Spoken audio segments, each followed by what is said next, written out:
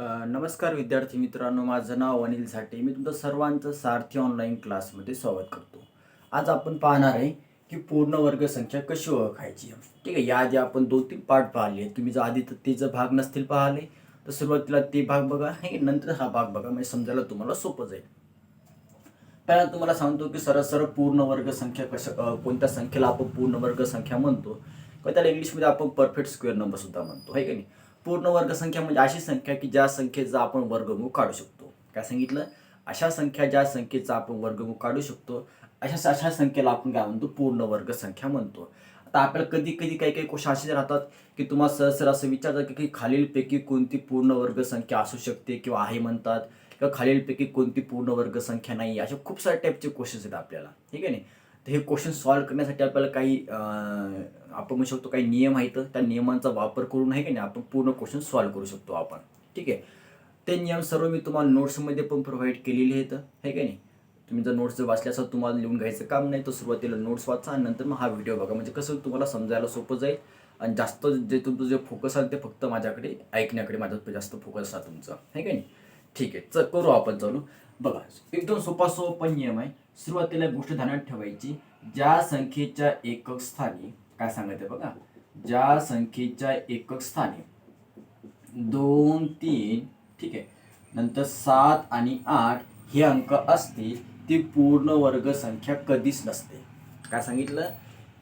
ज्या संख्येच्या एकक स्थानी 2, 3, 7, 8 ही संख्या किंवा हे अंक असतात ती पूर्ण वर्ग संख्या कधीच नसते, हे काय. जसं एक्झाम्पल जर तुम्हाला जर सांगायचं झालं, तुम्हाला एखादा क्वेश्चन जर असा विचारला की 138 ही पूर्ण वर्ग संख्या आहे का किंवा असू शकते का, हे काय नाही, तर लगे एकक स्थानचा अंक पाहिला आपण, इथं किती दिसत आहे? 8 दिसत आहे. 100% ही पूर्ण वर्ग संख्या नाहीच आहे, असं नसते. याच्या व्यतिरिक्त अंक जर असतील तर मग आपण विचार केला असता, पण हे अंक आहे म्हणजे सरळ आपण डायरेक्ट नाहीच म्हणू शकतो आपण, ठीक आहे. दुसरं एखादं एक्झाम्पल बघा, जसं खूप सारे एक्झाम्पल येतं, ठीक आहे. तुम्हाला जसं म्हणलं की 12,443 ही संख्या पूर्ण वर्ग संख्या असू शकते का, लगेच एकक स्थानचा अंक पाहिला इथं 3 आहे, 100% नाहीच म्हणायचं. काय सांगितलं तुम्हाला? फक्त अंक ध्यानात ठेवावे लागतील. कोणकोणती? 2, 3, 7, 8 हे ज्या संख्येच्या एकक स्थानी अंक असतात ती संख्या कधीच पूर्ण वर्ग संख्या नसते, ठीक आहे.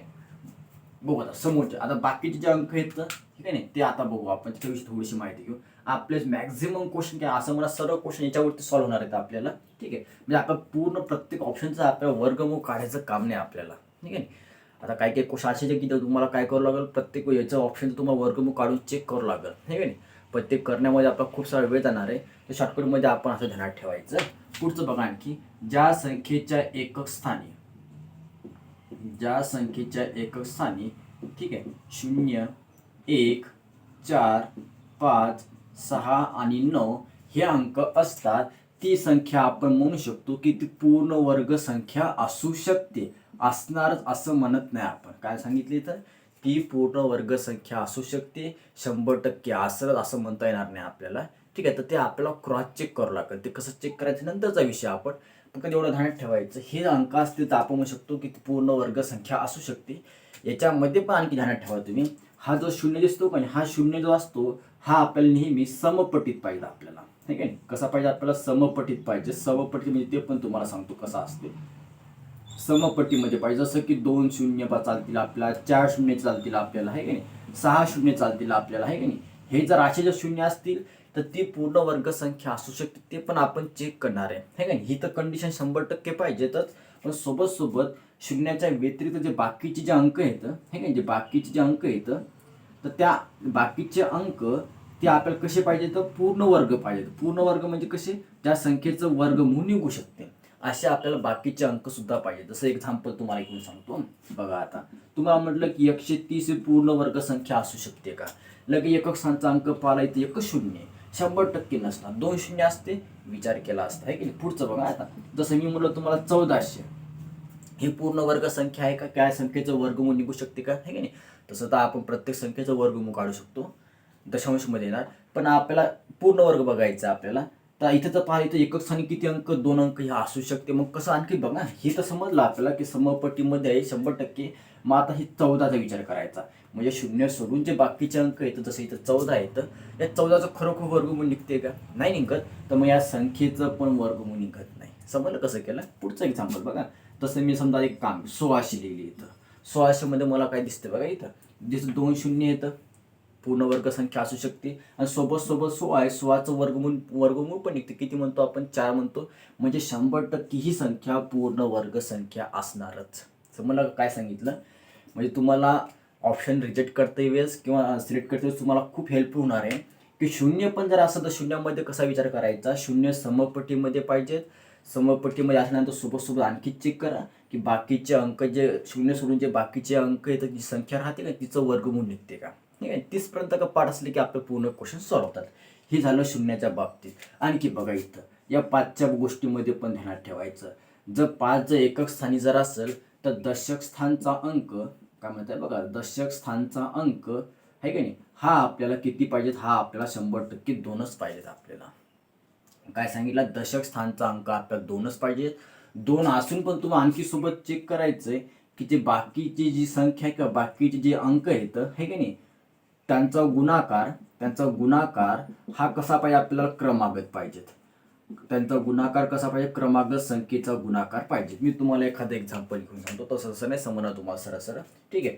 एक काम करतो मी, हे शून्याचं जे खालचं काय हे थोडंसं खोडून टाकतो आहे का, म्हणजे तुम्हाला व्यवस्थित समज. शून्याचं तुम्हाला समजलं आता आहे की नाही. शून्याचं मी खोडून टाकतो. आहे 2-4 एक्झाम्पल याच्यावरती घेतलं मी, पण मॅक्झिमम जे क्वेश्चन्स राहतात का नाही ते आपण क्लासमध्ये घेतो. पण नाही का, हे तुम्हाला नेहमी सांगतो मी यासाठी की व्हिडिओ बघून विनाकारण मुलं काही गेस काढू शकतात. ठीक आहे. बघू आपण या क्वेश्चनचे या पॉईंटवरती एखादा क्वेश्चन बघू आपण. जसं मी तुम्हाला म्हटलं की 135 हे काय नाही, एकक स्थानी किती? 5 आहे. मग दशक स्थानचा विचार करा, इथे किती? 3 आहे. 100% ही पूर्ण वर्ग संख्या नसणारच. जर 2 जर असतात तर आपण विचार केला असता. पुढचं एक्झाम्पल बघा. 1125 एकक स्थानी किती? 5 आहे. दशक स्थानी किती? 2 आहे. असू शकते. मग काय करायचं आता? हे 25 अंक सोडून बाकी जे 11 खरोखर 2 संख्येचा गुणाकार आहे का? कोणती? क्रमागत संख्येचा. बघू आपण. 11 म्हणजे सर 1 गुणिले 11 नाहीये, म्हणजे ही पण पूर्ण वर्ग संख्या नसणार. दुसरं बघा आता, जसं मी इथं 1225 लिहिलं. एकक स्थानी 5 आहे. दशक स्थानी 2 आहे. बाकी अंक कोणते? 12 आहे. तर 12चे फॅक्टर्स काय पाडू आपण? गुणाकाराच्या रूपात जर पाडले आपण तर 3 गुणिले 4 म्हणतो आपण. म्हणजे कसे येतं? क्रमांक येतं. म्हणजे 100% ही कोणत्या ना कोणत्या संख्येचा वर्ग असणार. आणि लक्षात कसं करत आहे आपण हे का नाही. बाकीचे अंक पण कसे आपल्या गुणाकाराच्या रूपातच पाहिजेत, तरच आपण चेक करू शकतो. ठीक आहे. याच्यावरूनच आपले पूर्ण क्वेश्चन सॉल्व्ह होणार आहेत. आता मी एक काम करतो, पुस्तकामध्ये काही 3-4 क्वेश्चन घेऊन दाखवतो तुम्हाला इथं, आणि त्याचे आन्सर्स पण तुम्हाला काढून दाखवतो. याच्यावरती पण काही स्टारवाले क्वेश्चन्स पण आहेत. स्टारवाले क्वेश्चन सोडवण्यासाठी तुम्हाला हे सर्व नियम आवश्यक आहेत आणि सर्व मी नियम तुम्हाला नोट्समध्ये पण दिलेले आहेत. ठीक आहे. बघू आता 2-3 क्वेश्चन्स आहेत याच्यावरती, ते घेऊन तुम्हाला दाखवतो. आता हे जे सर्व नियम जे सांगितले मी तुम्हाला, हे सर्वांचे पाठ असल्यासारखेच पाहिजे तुम्हाला, आहे की नाही. खूप सोपे येतं आहे की नाही. तुम्हाला नोट्समध्ये पण दिलेली आहेत मी, आहे की नाही. सुरुवातीला कधी पण नोट्स वाचायची आणि याच्यावरती तुम्हाला क्वेश्चन्स पण सेंड केलेले असणार मी, आहे की नाही. ते क्वेश्चन्स पण सोबत सोडवायचे. बघू आपण. हे पुस्तक आम्हाला 1-2 क्वेश्चन घेऊन तुम्हाला दाखवतो. एक सेकंद. बरं, एक 2 स्टारवाला क्वेश्चन आहे, तो वाला बघू आपण. काय म्हणते बघा. खालीलपैकी पूर्ण वर्ग संख्या कोणती? क्वेश्चन मध्ये काय म्हणते बघा. खालीलपैकी पूर्ण वर्ग संख्या कोणती? सोबत आन्सर काढलं तरी चालेल तुम्ही. पूर्ण वर्ग संख्या कोणती? तुम्ही पण ट्राय करून बघा, खरोखर तुमचा आन्सर बरोबर येते का, हे की नाही. हा क्वेश्चन, या टाईपचे क्वेश्चन्स आपल्याला असतात. का असं पण कधी विचारते खालीलपैकी कोणत्या संख्येचं वर्गमूळ निघू शकते, असं पण भाषा असू शकते, हे की काय फरक पडत नाही, आपल्यासाठी सारखंच झालं. बघा इथं स्टार आहे 295. बी नंबरचा ऑप्शन देतो तुम्हाला 60. ठीक आहे. क्वेश्चन वाचत नाही मी, म्हणजे ऑप्शन वाचत नाहीये, तुम्हाला फळ्यावरती दिसत असणार. आणखी डी नंबरचा पण तुम्हाला देतो. आपल्या वर्क आयडेंटिफाय करायचं आपल्याला की खालीलपैकी कोणती संख्या पूर्ण वर्ग संख्या असू शकते किंवा आहे असं म्हटलं तरी पण चालेल आपल्याला, ठीक आहे. करू आपण विचार याच्यावरती. आता बघू आपण. सुरुवातीला कधी पण एकक स्थानच्या अंकांचा विचार करायचा. इथे किती? 5 आहे. पण इथं जर 5 असेल तर आपलं कंडिशन काय की दशक स्थानचा अंक आपल्याला 2 पाहिजेत, जे की इथं नाहीये. म्हणजे 100% ए नंबरचा ऑप्शन आपलं कॅन्सल झालं. समजलं कसं केलं ऑप्शन रिजेक्ट मी, नाही काय. इथं 5 आहे पण आपल्याला दशक स्थानी किती अंक पाहिजे? 2 पाहिजेत, ते नाहीये. त्यामुळे पहिला ए नंबरचा ऑप्शन कॅन्सल. इथं 3 आहे. मी आधी सांगितलं अंक कोणकोणते? 2, 3, 7, 8. हे का अंक असले की ते पूर्ण वर्गसंख्या नसतेच कधीच, आहे का नाही. इथं पाहू, एक असू शकते, लगेच कॅन्सल नाही करणार आपण. समोरचा ऑप्शन बघू, इथं 7 आहे, हा ऑप्शन कॅन्सल झाला, राहिला आपला ऑप्शन कोणता, सरळ सरळ सी नंबरचा आन्सर. आता इथं स्टार्ट जागी कोणता अंक असेल ते शोधायची काहीच गरज नाही आपल्याला. लक्षात, आपण फक्त ऑप्शनवरती किंवा आपल्या आन्सरपर्यंत फक्त पोहोचायचं. ठीक आहे. आणखी बघा 1-2 क्वेश्चन आहेत, जसं मी ते तुम्हाला आणखी घेऊन दाखवतो. सोपे सोपे क्वेश्चन्स आहेत. हेच करायचं तुम्हाला, खालीलपैकी पूर्ण वर्गसंख्या ओळखायची. 1-2 नंबरचा क्वेश्चन घेतो आणि 3 नंबरचा क्वेश्चन घेतो. 3 क्वेश्चन बघू आपण. एकदम सोपे सोपे क्वेश्चन्स आहेत. ठीक आहे. बघा, 32-48 ए नंबरचा ऑप्शन, बी नंबरचा ऑप्शन 14-82, परत सी नंबरचा ऑप्शन 57-67, डी नंबरचा ऑप्शन 67-24. ठीक आहे. या क्वेश्चनचा आन्सर सोबत सोबत ट्राय करा. खाली दुसरा एक तुम्हाला 2 क्वेश्चनचा आन्सर बघू आपण, आहे की नाही. आपल्याला काय करायचंय, खालीलपैकी पूर्ण वर्गसंख्या कोणती आहे किंवा कोणती असू शकते असं आपल्याला फक्त ओळखायचंय, ठीक आहे. जे मॅक्झिमम जे प्रॅक्टिस असणार ती आपण क्लासमध्ये घेणार आहे. इथं तुम्हाला फक्त 1-2 सॅम्पल क्वेश्चन मी तुम्हाला दाखवतो. जे मुलं अब्सेंट राहतात का नाही, त्या मुलांसाठी फक्त मी सांगत आहे समजावून ठेवायला. ठीक आहे. बघू आपण दोन्ही क्वेश्चनचे आन्सर बघू. सुरुवातीला कधी पण एक एक स्थानच्या अंकांचा विचार करू आपण, है की. इथं किती 8 आहे, इथं 2 आहे, इथं 7 आहे, इथं 4 आहे. आपल्याला माहिती आहे कोणकोणते अंक, 2, 3, 7, 8 हे अंक असले की ती पूर्ण वर्गसंख्या नसतेच. हा पहिला option cancel, second option cancel, third option cancel. आपला आन्सर कोणतं, डी नंबरचं. खालचं चेक करू. इथं बघा 1 आहे, 8 आहे, कॅन्सल, 2 आहे, कॅन्सल, 3 आहे, कॅन्सल. झालं आपलं, है की नाही. ए नंबरचा आन्सर आपल्या याच्यामध्ये बरोबर असते, ठीक आहे. हे तर खूप सोपे सोपे क्वेश्चन झाले. याच्यामध्ये आणखी काही ट्रिकी क्वेश्चन्स आहेत तिथं आपण क्लासमध्ये घेऊ. ठीक आहे, चालते. तुम्हाला माझ्या हिशोबाने जवळपास समजलं असणार. तुम्ही एक काम करा, आता नोट्स वाचा आणि परत अशा क्वेश्चन ते प्रॅक्टिस करा, है की नाही. नक्की 100% तुम्हाला हे क्वेश्चन जमतील आता. ठीक आहे, चालते. थँक्यू.